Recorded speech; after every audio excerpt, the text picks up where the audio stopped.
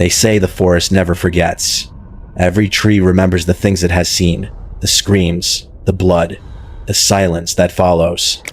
Somewhere beneath the canopy, where sunlight barely touches the ground, the earth keeps the secrets we were never meant to uncover. From a cult that poisoned paradise to a cabin that vanished without a trace, from families slaughtered in their own farmhouses to hunters finding barrels filled with the dead, these are not stories of ghosts. They are stories of us, of what humans become when the world stops watching. Welcome back to Time's Midnight Nocturne Asterisk. Subscribe and step quietly, because tonight we walk through 6 forests where life and death intertwine. Every rustle of leaves, every crack of a twig might just be the echo of someone who never left. And remember, some places don't want to be found. Some secrets should have stayed buried. The jungle was quiet that morning. A silence too heavy, too unnatural for a place so full of life. It was November 18th, 1978. A team of Guyanese police officers and U.S. military personnel trudged through the thick, suffocating rainforest of northern Guyana, guided by the promise of a man named Jim Jones, a man who had convinced over 1,000 Americans to follow him into the jungle to build a paradise called Jonestown. The deeper they walked, the thicker the air became. The ground swallowed their boots with each step, the trees towering like sentinels guarding a secret. But as they reached the compound, the sound of the forest changed from life to death. What they found inside the wooden gates was something no one would ever forget. Hundreds of bodies sprawled across the dirt, limbs tangled together like discarded dolls. Men, women, and children. Over 900 of them. The stench of poison and decay filled the air. Plastic cups lay beside the corpses. Purple stains marked the dirt and the corners of their mouths. Jim Jones had promised them freedom from corruption. Instead, he delivered them death in the name of salvation. He told them that drinking the poison was the only way to escape the lies of the outside world. Some believed him. Others didn't have a choice. Children were injected with cyanide as mothers wept and screamed. Those who refused were forced at gunpoint. The ones who tried to run were shot. And when the soldiers arrived, the only voice left in Jonestown was the faint hum of a recording Jim Jones's last sermon echoing through the trees. Asterisk, we didn't commit suicide. Asterisk, his voice said. Asterisk, we committed an act of revolutionary death. Asterisk, the forest had swallowed paradise whole. For years, people called it a mass suicide. But for those who stood among the corpses that day, it was something else entirely. A massacre, orchestrated by faith-turned-fanatic. And as the bodies decomposed into the soil, the jungle went quiet again, as if it was trying to forget what it had seen. But the forest never forgets. 2 continents away, 56 years earlier, another forest hid something just as horrifying. April 4th, 1922, Bavaria, Germany. The small Gruber farm sat on the edge of a dense wood, surrounded by silence and suspicion. Neighbors said the house always looked uneasy, like it didn't want to be there. When a mechanic named Albert Hoffner arrived to repair the family's barn motor, he found the animal's restless cows bellowing, dogs barking, but the house eerily silent. No one answered his calls. No footsteps, no voices. So he finished his work and left, assuming the family had gone to town. That night, when the neighbors came to check, they broke open the barn door. Inside, beneath a pile of hay, they saw a human foot. It belonged to Cecilia, the 72-year-old matriarch of the Gruber family. Beneath her were 3 more bodies. Andreas, his wife, and their daughter, all bludgeoned to death. In the house, they found 2 more victims, the maid and Andreas' 2-year-old grandson, still in his stroller, skull crushed. The killer hadn't just murdered them, he had stayed. He fed the animals, cooked meals, and even slept in their beds for days after the murders. Blankets were placed over the bodies, clothes stuffed into window cracks to hide the smell. Nothing valuable was missing. Whoever did it came not for money, but for something else. Something darker. Neighbors later recalled hearing footsteps in the attic days before the murders. The previous maid had quit, claiming the house was haunted. And weeks before the attack, Andreas Gruber told others he had found footprints in the snow leading from the forest, but none leading back. No suspect was ever caught. No confession, no closure. The Gruber family was buried, and the farmhouse was demolished years later. But even now, locals say that on winter nights, when the wind cuts through the trees, you can hear the cows mooing and the doors creaking open as if the farm still remembers. 2 stories, 2 forests, 2 graves filled with faith and fear. In both, the trees stood still. They watched, and they listened. And long after the screams had faded, the forest kept their secrets. In 2015, the redwoods of California's Arcata Community Forest were alive with the hum of summer insects and the smell of damp earth. Marc-Andre had walked these trails hundreds of times before. As the city's environmental services director, the woods were like an office to him. Predictable, mapped, safe. But that day, something unexpected caught his eye. Just off the trail, half hidden behind ferns and moss, was a shape that didn't belong. It wasn't natural. A clean edge, a flat wall, and the faint glint of metal in the filtered sunlight. Mark stepped closer, brushing aside branches. There, in the middle of nowhere, stood a cabin. Not a shack. Not a hunter's shelter. A real cabin, complete with a foundation of cinder blocks, a stovepipe poking through the roof, even a lock on the door. Someone had built a home here, deep in government land, where no one should have been living. The discovery was eerie, not because of what was there, but because of what wasn't. There were no footprints, no smoke from the chimney, no path through the brush.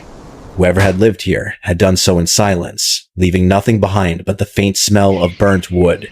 Mark reported it to the park rangers. They watched it for days, waiting for someone to return. No one ever did. Eventually, they broke the lock and stepped inside. It was small but organized: a wood stove, canned food stacked neatly on shelves, water containers, a bedroll, and books. Not survival manuals or junk novels, but philosophy, poetry, and old newspapers. It was as if whoever lived there wasn't hiding from danger, but from the world itself. An eviction notice was posted on the door. They planned to dismantle it within a week. What in the world is that? When Mark returned with the team to remove the structure, the forest had reclaimed it. The cabin was gone. Completely. No cinder blocks, no nails, no footprints.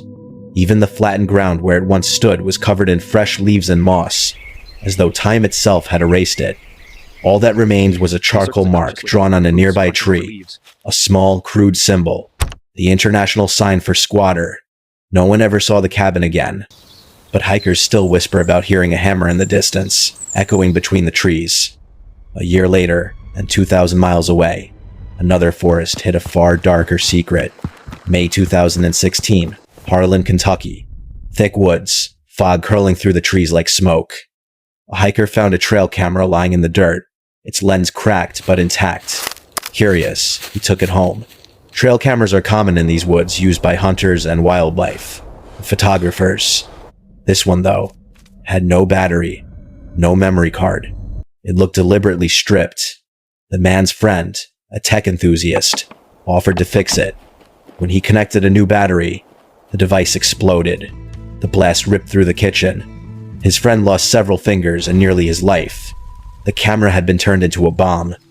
Authorities swept the forest where the device had been found and discovered another one, this time disarmed, rigged with wires and shrapnel. Someone had been planting booby-trapped cameras in the woods. The investigation led them to a man named Mark Safe. His neighbors had once reported hearing an explosion in his backyard months earlier. When police raided his home, they found buckets of bomb-making supplies, pipes, wires, and a single handwritten note, "Broken camera for a broken soul." When questioned, he told officers about other devices hidden throughout the forest. But during one of the searches, Safe tried to grab a deputy's gun. A struggle broke out. A single shot ended his life before he could reveal how many bombs were still out there. 12 more explosive cameras were found after his death. 12. Each one wired differently, as though he had improved with every build. None had clues about where the rest might be. The FBI believes there could be dozens more buried beneath years of leaves and soil. Local rangers still warn hikers not to touch any abandoned trail cameras. If you find one, the warning reads, "Leave it. The forest remembers." And maybe it does. Maybe it remembers the man who turned beauty into a weapon, who planted death inside the eyes of cameras meant to capture life. Some say when the wind moves through those trees, you can still hear a faint metallic click like the sound of a shutter opening right before everything goes black. Because in that forest, even curiosity could kill you. In the woods of Allenstown, New Hampshire, the smell of pine and rot lingered long after the wind stopped.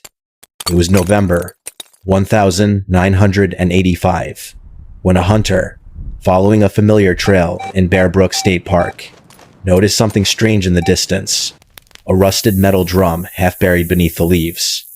He thought maybe it was garbage, another forgotten piece of the forest's history.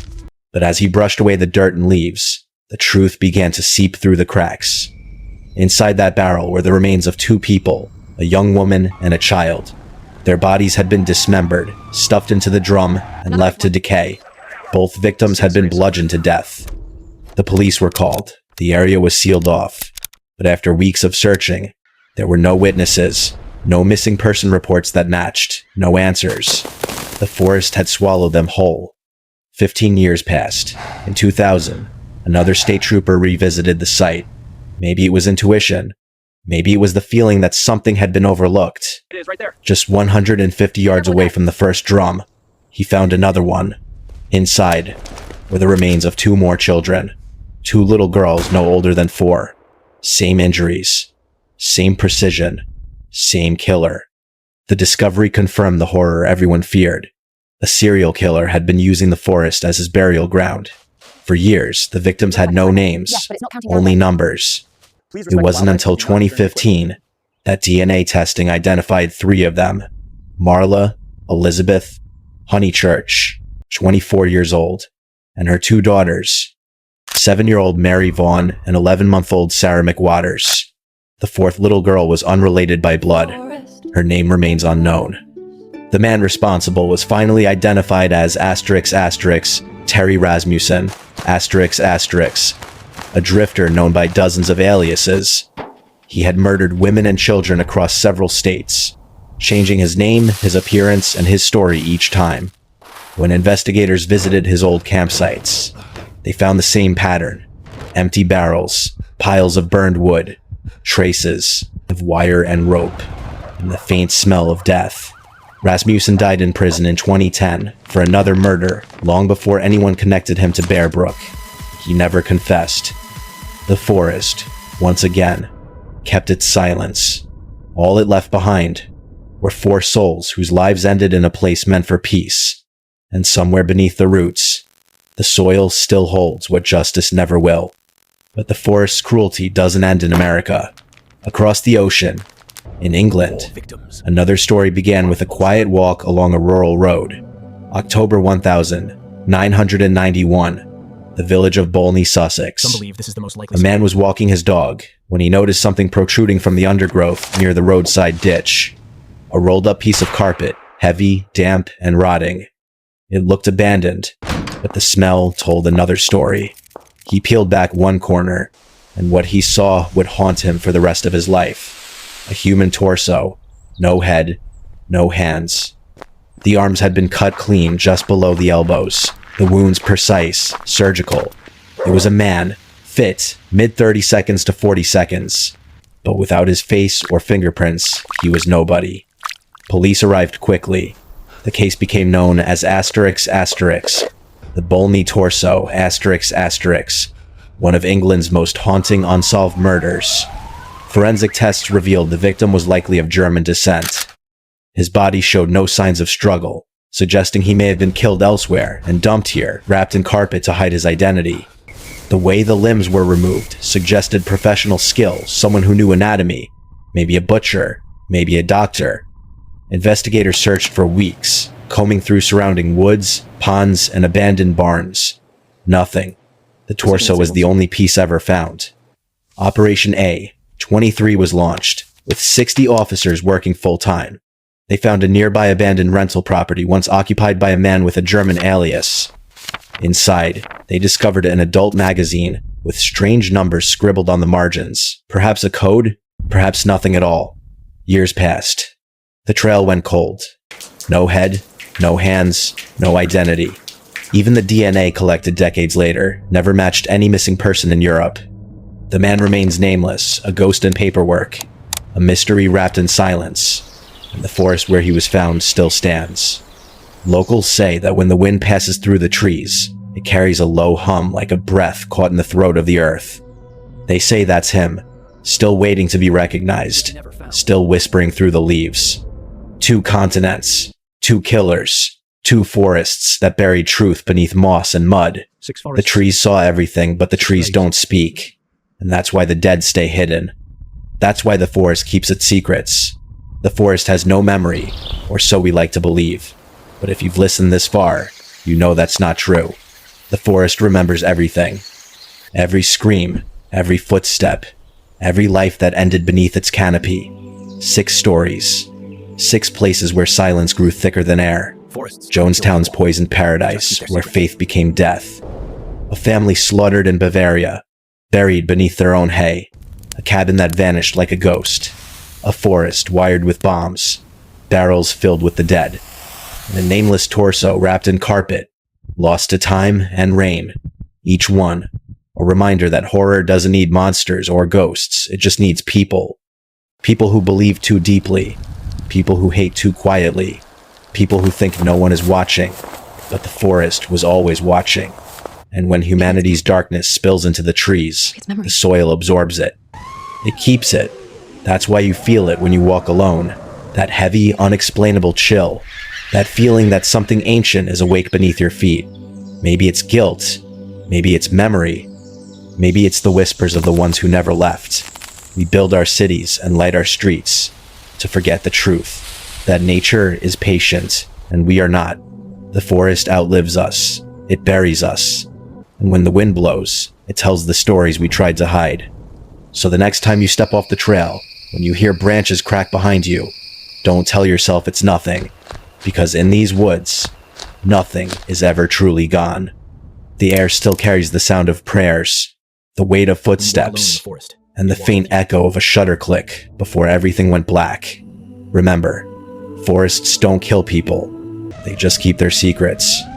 And somewhere, even now, another story is beginning a sound in the trees. A cabin light in the distance. A camera heft buried in the dirt. This is Time's Midnight Nocturne Asterisk.